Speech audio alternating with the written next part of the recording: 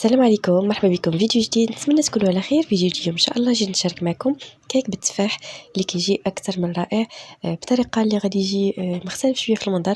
هنا غادي نخدم به انا بدقيق القمح الكامل. ممكن يعني تستبدلوه بالدقيق الابيض، كيف ما ممكن تخدموه بدقيق القمح الكامل تا هو كيعطي مذاق اللي هو غزال بزاف. المهم في كلتا الحالتين اولا بهم جوج راه كيجي كيك خطير بزاف. فكنتمنى ان شاء الله الاقتراح اليوم ينال اعجابكم. اذا كنتوا اول مره كتشوفوا القناه وعجبكم المحتوى فما تنساوش تدعموني وتخليوا لي جيم واشتراك ونوضوا الطريقه والمقادير. بالنسبه للمول ديال الكيك هنا عندي تقريبا فيه 20 سنتيمتر. هادو هما المكونات اللي غادي نخدمو، غادي نذكرهم معكم بالتفصيل وانا كنخدم. فاول حاجه كناخذ بيضه اللي تكون بحال الرادي ديال المطبخ.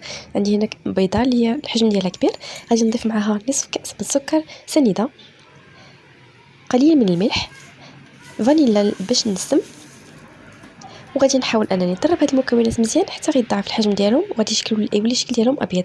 ممكن تخدموا بالضرب كهربائي اولا يعني بالعصاره ديال العصير، كيبقى لكم الاختيار. فانا من بعد ما ضربته حتى حصلت عليه بهذا الشكل هكذا غادي نضيف له نصف كاس من الزيت. غنبقى باضافه ديال الزيت بشويه بشويه انا كنخلط، يعني هكا كيف كتشوفوا معايا كنبقى نهبط غير واحد الخويط اللي هو صغير وانا كنخلط حتى كيندمج داك الزيت كامل. من بعد ما ندمج المكونات غادي نقوم باضافه ديال نصف كاس من عصير حامض، يعني ليمون حامض. كناخذ حامضه كنعصرها وكنضيف معها شويه ديال الماء حتى كنحصل على نصف كاس وكنبدا كنضيفو. كان عندكم البرتقال المهم اي حاجه بغيتو تضيفوها غير هو العصير ديال الحامض كيعطي مذاق اللي هو احسن بزاف وكيتواتى بزاف مع التفاح. هنا غادي ناخذ حتى شويه ديال القشور ديال الحامض باش نزيد نعزز داك المذاق ديال الحامض. نخلط هاد المكونات مزيان وغادي نقوم باضافه ديال الدقيق. بالنسبه لي كيف ما قلت لكم هنا انا خديت هنا دقيق القمح، غربلته حيت برد الخاله وخليته غير هكذا بهذا الشكل هكذا. في الاخر كيعطيني واحد الكيك اللي كيجي تقريبا بحال البسبوسه. بغيتو تضيف يعني بدل ما ديروا هذا ديروا دقيق الابيض فحتى هي ممكن ديروها. راه ديجا شاركتها معكم في القناه حتى هي كتجي يعني كيكه اللي هي المذاق ديالها رائع بزاف. هنا ضفت معها حتى خميره من وزن 8 غرام. بالنسبه لهنا تقريبا كنحتاجوا كاس عامر من الدقيق. هذا بالنسبه للدقيق يعني القمح، كاس مع كاس الا ربع. فكيف شفتوا معايا ضفت الكاس الاول وهنايا الكاس الثاني ضفت منه كاس الا ربع فقط. هنا انا تقريبا خليتها تقريبا واحد ربع ساعه ولا ثلث ساعه. كان الوقت ديال انني نمشي نجيب بنتي فخليت داكشي مشيت جبت بنتي. داكشي علاش كتشوفوا المكونات بحال شويه ولاو قاصحين، يعني ولا المكونات ديال الكيك بحال قاصح شويه. انا كناخذ التفاح كنحيد منه شويه ديال الجلوف بهذا الشكل هذا كيف كتشوفوا، ماشي يعني كامل غير واحد شويه. ومن بعد كنبدا كنقطعو شرائح بهذا الشكل هكذا. بحال هذا المول هذا راه انا عندي هنا تفاحه كبيره هي وحده اللي كفاتني، يعني ما احتاجتش بزاف. ماشي بحال باش فاش كنبداو نقطعوهم بشكل هكا عادي فاش كنزوقوا الكيك كامل بالتفاح كيف ما ديجا مشاركه معكم في القناه. هذا كياخذ لينا كميه اكثر من التفاح. اما هنايا في هذا الكيك هكذا كياخذ لنا تقريبا غير تفاحه واحده كبيره في الحجم ديالها فقط. صافي انا كناخذ داك الكيك ديالنا كنحطو في المول اللي غنقدر ندخل الفران. انا هنايا درت له واحد ورق الطبخ ودهنته شويه بالزيت من الجنب.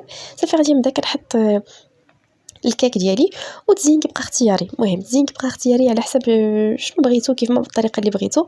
انا بهذا الشكل هكذا هادشي اللي قال لي راسي يعني نزين هاد الكيك ديالنا بهذا الشكل هكذا. المهم كتبدلوا مره ما كنبقاوش دائما نفس الحاجه. بالنسبه لدوك الجنيبات اللي غيبقاو خاويين غادي ناخذ كيف ما شفتوا هنا معايا التفاح اللي هو قطعت ريفات صغار وحطيتهم فيهم. هنا عندي شويه ديال الفيرميسيل، شكلاط فيرميسيل اولا شكلاط عادي، المهم اي حاجه عندكم درتها في دوك يعني في داك الخويات اللي مدورين كيف ما شفتوا. وشويه ديال اللوز كونكاسي درتو في داك الجنيبات الاخرين. المهم هنا كتدخلوها كطيب تقريبا على 170 درجه، كتاخذ تقريبا 25 دقيقه. مع هي كتكون دقيقه يعني ما كتجيش شي كيكه اللي هي غليظه، يعني هكا طاطا كتجي بحال هكا احسن من انها تجي غليظه بزاف.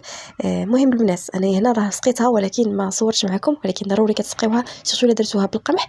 حتى الا درتوها بالدقيق كتسقيوها. المهم انا هنايا شنو خديت التفاح درت له شويه ديال السكر شويه ديال الماء وخليته وشويه ديال الفاني وخليته فوق البوطه حتى داك التفاح طلق لي داك المذاق ديالو كلشي في داك الماء. صافي ديك الساعه طفيت عليه وخليته حتى كيبرد. هنا اولا كتخليوه سخون.